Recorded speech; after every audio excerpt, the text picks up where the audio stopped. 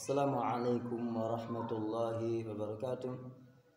الحمد لله العلي الأجلال الواحد الصمد الذي لم يلد ولم يولد ولم يكن له كفوا أحد. ثم الصلاة والسلام على أفصح المقال حيث قال ادعوا الله وأنتم موقنون بالإجابة وعلى آله وأصحابه أجمعين وبعد. السلام. Leo insha Allah taala tutazungumza namna kujifungua na vifungo vya rabtu zawjia, maana vifungo vya kimke na mume. Kuna rabtu rajuli na rabtu mraa. Kuna kifungo cha mwanamume kafungwa asiweze kumwingilia mke wake, na kuna kifungo cha mwanamke, yani mwanamke anataka kufungwa asiweze kuingiliwa na mume wake.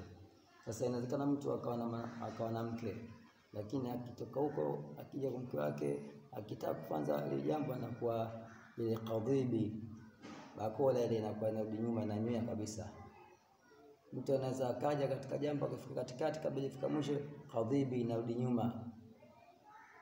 Au mtu anakuwa na zaidi ya mke mmoja, akienda huko anafanya shughuli zile zifanye vizuri tu, akija huko anakuwa hawezi hata kidogo kufanya shughuli zile.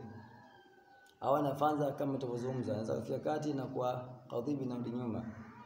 Kadhalika mwanamke anaweza kuwa anatamani jambo la mume wake, akija akifika pale sehemu inakuwa naziba ile, akiingia hata kidole kipiti, au labda akiingia ikiwa anaingia lakini anakuwa anasikia maumivu. Hizi ni katika aina vifungo. Sasa tutazungumza namna kujifungua ni vifungo kama hivi. Sasa namna kujifungua ni vifungo hivi kama kawaida. Kwanza leta istighfari mara 100. Baada ya istighfari swali mtume salatu ala nabii mara 100. Baada ya kutia nia, baada ya kutia nia utakuwa umeandaa majani ya mkunazi 7. Ushatwanga tayari, utatia katika maji kiasi kama lita 5 hivi au lita 4. Baada ya kuatia katika maji yale maji ndio utayasomea sura hizi.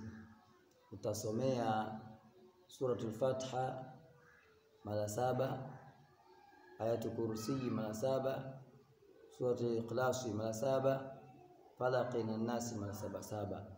Baada ya hapo haya maji utatumia katika mazingira ya aina mbili.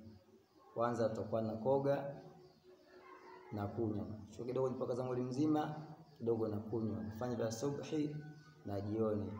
Subhi na jioni. Ndani ya siku 7 biidhnillah taala utakuja kuniambia majibu yake insha Allah taala. Wa ila huna yakfi. Assalamu alaykum wa rahmatullahi wa barakatuh.